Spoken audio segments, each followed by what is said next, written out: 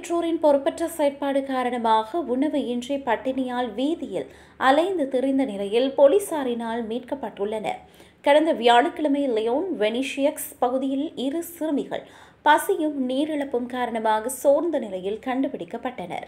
சிறுமிகளின் முகத்தில் காயங்கள், வீங்கிய கால்கள் மற்றும் ஒருவரின் தோளில் கடித்த தழும்புகள் காணப்பட்டன. குறித்த 2 சிறுமிகள் சகோதரிகள் என அடையாளம் காணப்பட்டனர். ஒருவர் 6 முதல் 9 வயதுக்கிடையிலும் மற்றவருக்கு 2 முதல் 3 வயதாக இருக்கலாம். ஆனால் அவர்களின் சரியான வயது உறுதியாகவில்லை. 2 சிறுமிகளும் தற்காலிகமாக பாதுகாப்பான சூழலில் வைக்கப்பட்டனர். பாதிக்கப்பட்ட சிறுமிகள் தங்களது தாயார் விடுமுறைக்கு வெளிநாட்டுக்கு சென்றுள்ளதாக கூறியுள்ளனர். ஆனால் அதிகாரிகளால் இதுவரை அவரை தொடர்பு கொள்ள முடியவில்லை. அவர் எங்கு இருக்கிறார் என்பது பற்றிய உறுதியான தகவலும் இல்லை. இந்த நிலையில் தாயை அடையாளம் காணும் பணியும் தீவிரமாக நடைபெற்று வருகிறது. இந்த நிலையில் அவர்களின் தந்தை கடந்த சனிக்கிழமை கைது செய்யப்பட்டார்.